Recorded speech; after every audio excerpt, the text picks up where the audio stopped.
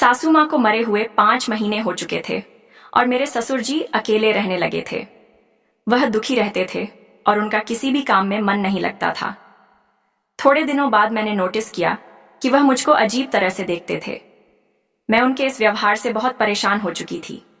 फिर एक दिन मैंने सोचा कि अगर मैं ससुर जी को खुश कर दूं तो घर की बात घर में ही रह जाएगी, किसी को पता भी नहीं चलेगा।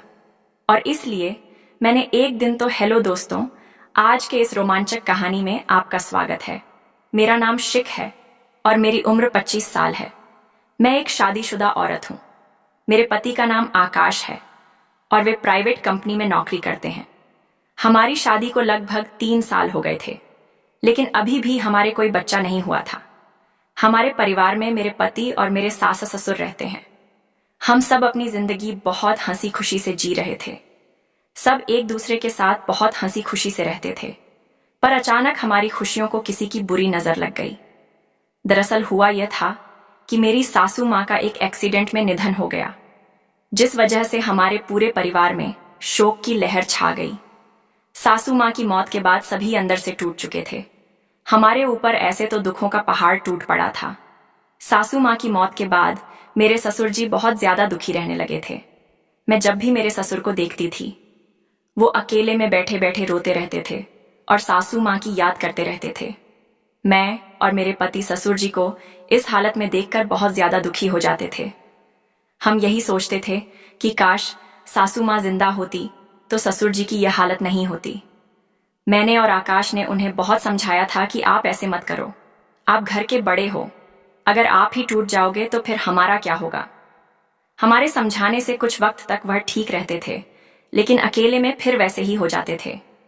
इसी तरह 6 महीने बीत गए थे, लेकिन ससुर जी का अपनी पत्नी को बुला पाना बहुत ही मुश्किल लग रहा था। फिर कुछ समय के लिए हमने ससुर जी को हमारी कोलकाता वाली ननद के पास भेज दिया।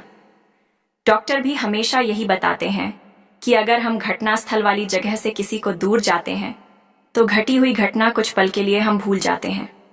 मेरे ससुर जी भी करीब 2 महीने तक कोलकाता में रहे और वह जब वापस आए तो भी हमें उनमें कोई बदलाव नहीं दिख रहा था।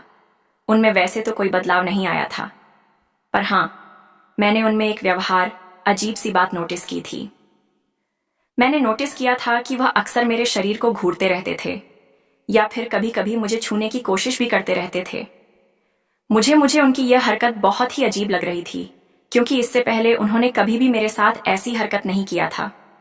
मेरा दिल कह रहा था कि मैं अपने पति को फोन पर करके सारी बातें बता दूं, लेकिन फिर मैंने सोचा कि अगर मैं पति को मेरा बात पर यकीन नहीं हुआ तो फिर मैं क्या करूंगी। मैंने सोचा कि हो सकता है ये मेरा भ्रम हो, लेकिन एक दिन मैंने हद ही कर दी। एक दिन तो मेरे ससुर जी ने कुछ ऐसा किया कि मेरे पैरों तले से जमीन खिसक गई। मुझे यकीन ही नहीं हो रहा था कि वह ऐसा भी कुछ कर सकते हैं। मैं बाथरूम में जा रही थी तो वहां पहले से ही मेरे ससुर जी थे। मैं थोड़ी देर के लिए वहीं खड़ी हो गई। मुझे लगा कि वह थोड़ी देर में बाहर आ ही जाएंगे, इसलिए मैं वहीं खड़ी होकर जाती हूँ। पर यह क्या, अंदर से तो अजीब अजीब सी आवाजें आ रही थीं। मैं सोच रही थी कि ससुर जी कितना टाइम बाथरूम में, कि अंदर क्या कर रहे हैं। मैंने उन्हें बुलाने की कोशिश भी की, पर वह शायद उन्होंने मेरी आवाज सुनी नहीं। फिर जब मुझे लगा कि वह अभी बाहर आ सकते हैं तो मैं अपने कमरे में आ गई। पहले तो मेरे मन में ख्याल आया कि वह सारा मामला अपने पति को बता दूं, लेकिन फिर से मेरे दिमाग में यही आया कि अगर वह मेरी बात पर भरोसा नहीं करेंगे तो फिर मैं क्या करूंगी।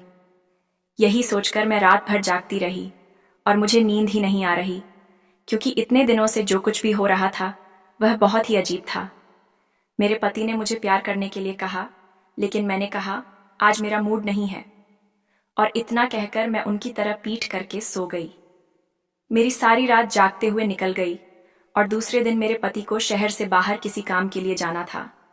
वह 5 दिनों के लिए एक मीटिंग में जाने वाले थे। मैंने उनका बैग लगाया और उनका टिफिन भी तैयार कर दिया। थोड़ी देर बाद मेरे अपने काम के लिए निकल गए। अब घर पर मैं और ससुर जी अकेले ही थे, तो मैं डर के मारे कांप रही थी। मेरा तो एक पल सदियों जैसा गुजर रहा था। मुझे नींद नहीं आने के कारण मैं अब नींद ने अपना घेरा डालना शुरू कर दिया था। नींद के मारे मेरी आंखें अपने आप बंद होने लग रही थीं। 3 गिनास के 4 हनास बज रहे थे। मुझे पता नहीं चला कब मेरी आंखें बंद हो गईं और मैं गहरी नींद में चली गई। मैं वैसे तो साड़ी पहनकर सोती थी, लेकिन कुछ दिनों से ज्यादा गर्मी होने के कारण मैं सलवार कमीज पहन रही थी। मेरा पूरा बदन गर्मी से भीगा हुआ था और मैं अपने कमरे में आकर पंखे के नीचे लेटी हुई थी। करीब 1 घंटे बाद मैंने महसूस किया कि कोई मुझे अजीब तरह से हाथ लगा रहा है। पहले तो मुझे लगा कि शायद मैं सपना देख रही हूँ और सपने में मैं अपने पति के साथ हूँ, लेकिन फिर मैंने एकदम से हड़बड़ाहट से उठ गई और अपने कपड़े ठीक करने लगी। मैंने देखा कि मेरे ससुर जी मेरे बगल में बैठे हुए थे। मैं उन्हें देखकर चौंक गई। मैंने उनसे पूछा, क्या हुआ बापूजी, आपको मुझ पर कोई काम था क्या? ससुर जी बोले, बहू मेरा चाय पीने का मन कर रहा है। मैंने तुम्हें बहुत बार आवाजें लगाई, शायद तुम्हें सुनाई नहीं। सुना ही नहीं, इसलिए खुद ही तुम्हारे कमरे में आ गया। यहां मैंने देखा कि तुम आराम से सो रही हो, तो मैंने सोचा कि सोई हुई बहू को क्यों उठाना, मैं खुद ही चाय बना लेता हूं। पर इतने में तुम जाग गई। इन शब्दों से ससुर जी ने अपनी सफाई दी तो मैं झट से बेड से नीचे उतर गई। मेरा दिल जोर जोर से धड़क रहा था। मैंने अपनी चुनरी अपने सिर पर लेकर, बाबूजी आप अपने कमरे में जाइए, मैं वहीं पर चाय लेकर आती हूँ। मेरा इतना कहने पर उनका दिल टूट गया था। फिर वह अपने कमरे में चले गए। करीब 15 मिनट बाद मैं उनके कमरे में 1 कप चाय लेकर गई। मैं उनके कमरे में गई तो मैंने अंदर जाकर देखा कि ससुर जी अपने कमरे में बैठकर रो रहे थे। मैंने पूछा, बाबूजी क्या हुआ, आप रो क्यों रहे हो, कोई दिक्कत है क्या? अगर आपकी तबीयत खराब हो तो मैं तुरंत डॉक्टर को फोन कर दूं। वो बोले, नहीं बहू, ऐसा कुछ नहीं, बस आज मुझे तेरी सासू माँ की बहुत याद आ रही है। मुझे आज उसकी बहुत कमी खल रही है। जब से वह चली गई है तब से मुझे समझ नहीं आ रहा है कि मैं किससे अपने मन की बात कहूं। मैं भी एक इंसान हूं और मेरी भी कुछ ख्वाहिशें हैं। मेरा भी दिल करता है कि मैं अपने दिल की सारी बातें किसी से कहूं। अब मैं बच्ची तो नहीं थी जो भी मैंने उनके इशारे को समझ ना सकूं। मैं समझ रही थी कि वह किस बारे में बात कर रहे हैं। फिर मैं भी उनके पास गई और मैंने उनसे कहा, बापूजी आप चिंता मत कीजिए, सब ठीक हो जाएगा, और अगर आपको कोई बातें ही करनी हो तो आप मुझसे कर लिया करो। मैंने इतना कहा ही था कि वह मुझे गले से लगाकर रोने लगे। मुझे बहुत अजीब लग रहा था और मेरे मन में तरह तरह के ख्याल आ रहे थे। फिर भी मुझे उन पर बहुत दया आ रही थी और ससुर जी की इतनी उम्र भी हो चुकी थी कि हम उनकी दूसरी शादी भी नहीं करा सकते थे। अगर हम उनकी दूसरी शादी भी कर देते तो हमें किसी को मुंह दिखाने के लायक नहीं रहेंगे। हमें समाज अलग कर दिया जाएगा। इससे तो बेहतर है कि घर पर ही इस समस्या का कोई हल निकाला जाए। एक बार तो मेरे मन में आया कि अगर मैं ही ससुर जी को खुश कर दूं तो किसी को पता भी नहीं चलेगा और घर की बातें घर में ही रह जाएंगी। मैंने दिल पर पत्थर रखकर उनको न्योता मन ही मन कबूल कर लिया था। फिर मैंने उन्हें नहाने को कहा और उन्होंने कपड़े बगैर निकालकर उनको दे दिया। थोड़ी देर बाद वह नहाकर वापस आ गए। उन्होंने बनियान और नीचे टॉवल धोती की तरह लपेटा हुआ था। वह मुझे देखकर थोड़ा सा मुस्कुराए और मैं भी उनकी हरकत देखकर हल्का सा मुस्कुरा पड़ी।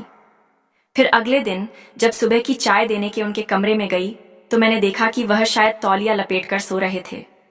मैंने हल्के से दरवाजे को धक्का दिया तो दरवाजा पहले से ही खुला हुआ था और ससुर जी बनियान पहनकर सो रहे थे। उनकी इस हरकत से मुझे गुस्सा तो बहुत आया, लेकिन मैंने उनसे कुछ कहा नहीं और चाय देकर वापस किचन में आ गई। करीब 1 घंटे बाद वह किचन में आ गए और मुझसे बोले, बहुत तेल गुलगुना करके मेरे कमरे में लेकर आओ और मेरे सिर और बदन की मालिश कर दो। इस बार मुझे उनकी खराब नियत पहले ही इतना बोलकर वह अपने बेड पर पीठ के बल लेट गए। मुझे आज सुबह से ही उन पर बहुत गुस्सा आ रहा था, लेकिन मैं फिर उनकी पीठ की मालिश करने लगी। करीब 10 मिनट बाद उन्होंने साइड बदलते हुए कहा, बहू तुम्हारे हाथ तो खराब हो ही गए हैं, तो थोड़ी पेट की भी मालिश कर दो। मैंने ना चाहते हुए भी उनकी हर बात पता चल गई थी, पर मेरे पास कोई सबूत नहीं था। थोड़ी देर बाद मैं एक कटोरी में तेल गर्म करके उनके कमरे में ले गई और उन्हें बोला कि बाबूजी यह तेल लीजिए और आप खुद ही लगा लो, मुझे आज बहुत सारा काम करना है और बहू और बहुत सारे कपड़े भी धोने हैं। वह बोले, बहुत सिर पर तो मैं खुद ही लगा लूंगा, लेकिन पीठ पर कर दो। मैं ना चाहती हुई भी उनकी हर बात मानती जा रही थी और अपने दोनों हाथों से उनकी मालिश कर रही थी। यह सोचकर कर रही थी कि काश आज सासू माँ जिंदा होती तो मुझे यह सब नहीं करना पड़ता। मेरा इन 6 दिनों में आकाश के बिना इतना बुरा हाल हो गया है, तो ससुर जी सासू माँ के बिना कैसे रहते होंगे। मैं इसी सोच में इतनी डूबी हुई थी कि और सब कुछ छोड़कर वहीं अंदर भाग गई।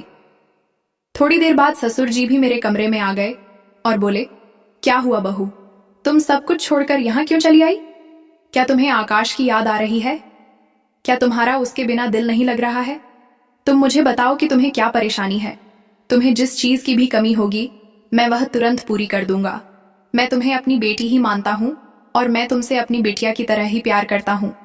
मैंने ऐसा कभी नहीं चाहूंगा कि तुम किसी भी तरीके से दुखी रहो। आखिर तुम भी मेरी लाडली बेटी है। मैं उनके पैरों में गिर गई। मैंने कहा, ससुर जी, मैंने आपको बहुत गलत समझा, मुझे माफ कर दीजिए। मैंने इतने दिनों से यही सोच रही थी कि आप मुझ पर बुरी नजर रख रहे हो और इसीलिए मैं आपसे दूरी बना रही थी। पर अब मैं समझ पा रही हूँ कि जब आकाश को गए हुए 5 दिन ही हुए हैं और मैं उसके बिना इतना परेशान हो चुकी हूँ, तो आप सासू माँ को मरे हुए तो समय हो चुका है। अगर मैंने आपका दिल दुखाया हो तो आप मुझे माफ कर दीजिए।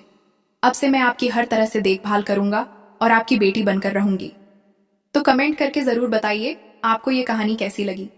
अगर आपको ये कहानी पसंद आई हो तो इसे लाइक करके और अपने दोस्तों के साथ शेयर करें।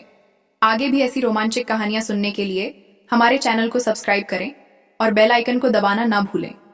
मिलते हैं अगले वीडियो में, तब तक के लिए धन्यवाद। Bye bye. हंसते रहिए, मुस्कुराते रहिए।